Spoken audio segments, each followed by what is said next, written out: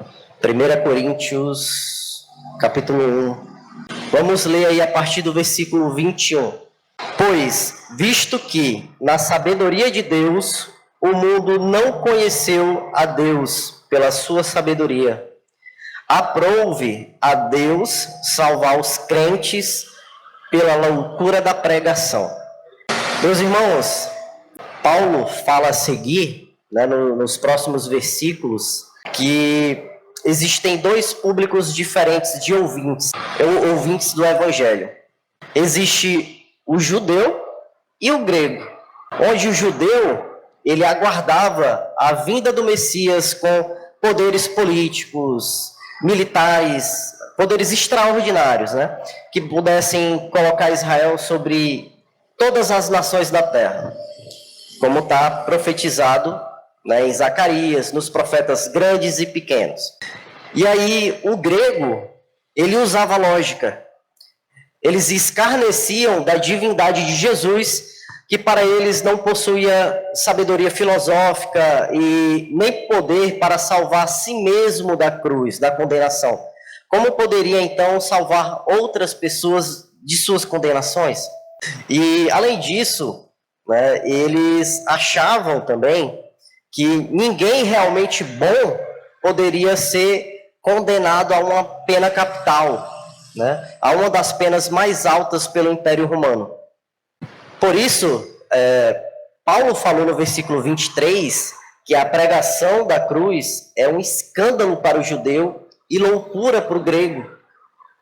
Era escândalo para o judeu porque o judeu ele precisava de um sinal, um grande sinal que Jesus Cristo era o Messias.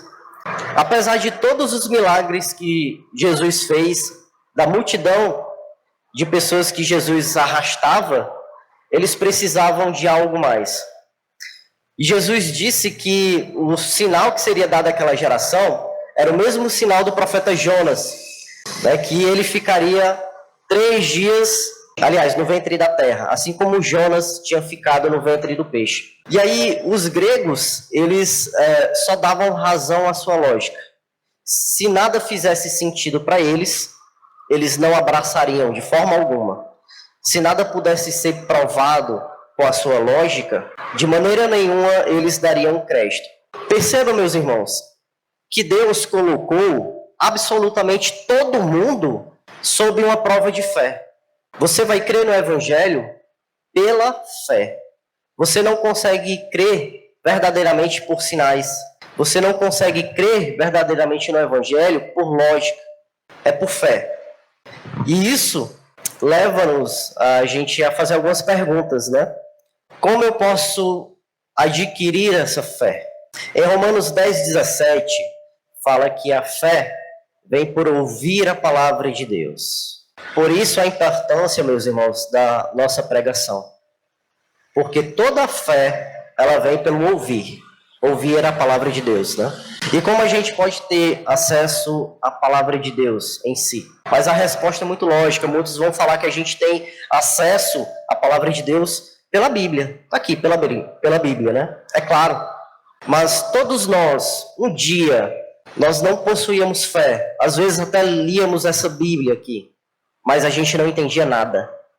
Muitos de nós, antigamente a gente era assim. A gente até lia a Bíblia, uma passagem ou outra aqui, mas nós não conseguíamos compreender, ou até mesmo aquela palavra não nos tocava.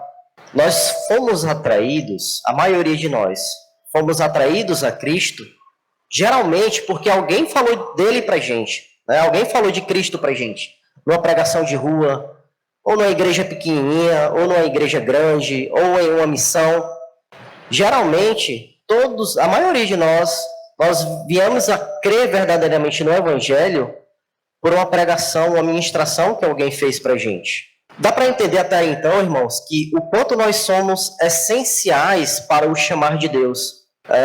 Vejam que Paulo vai falar mais sobre isso em Romanos 10, versículo 14, Ele fala assim: como, pois, invocarão aquele em quem não creram? E como crerão naquele de que não ouviram? E como ouvirão, se não há quem pregue? Tá entendendo aí, irmão, até então, a importância que todos nós temos para o Evangelho, para o chamar de Deus? Não só nós que ministramos aqui, mas cada um de vocês. Porque a gente pode falar individualmente para qualquer pessoa, seja em qualquer lugar, em qualquer oportunidade. Assim concluímos esse ponto afirmando que aprove a Deus a usar todos nós para chamar nossos irmãos, né? Perceba que geralmente isso se dá dentro de alguma atividade eclesiástica, né? Como cultos nas congregações, ou um culto campal, ou num evento, ou também em missões, né? Tá aí a importância da gente congregar. Tá aí a importância das congregações. Meus irmãos, eu agradeço a Deus essa janela maravilhosa que é o YouTube, que a gente pode alcançar muitas pessoas no interior, às vezes pessoas que não têm uma igreja próximo, ou aquelas pessoas que por algum motivo elas pararam de congregar na sua congregação, né, por alguma razão. Esse é um canal maravilhoso, mas olha a importância de se congregar, olha a importância das congregações. Antes, né, antes da internet, quando você sentia no coração de procurar a Deus, onde é que você ia? Você ia numa igreja. Ou então você era alcançado por algum missionário que estava em alguma praça, pregando o evangelho. Você era alcançado pelo culto campal, que é que os irmãos fazem, em Messejana, por exemplo. Você ia passando e escutava aquela palavra, e ali você tinha fé. Deus colocava fé no seu coração. Deus usa você, eu e todos nós para essa tarefa. Então, de que forma nós podemos contribuir ou cooperar junto com Deus para que esse chamamento ele possa ocorrer através de nós? Essa é fácil, meus irmãos. A gente tem que se colocar à disposição dele para espalhar a sua palavra sempre que possível e também quebrar as nossas barreiras e objeções quanto a espalhar a palavra de Deus.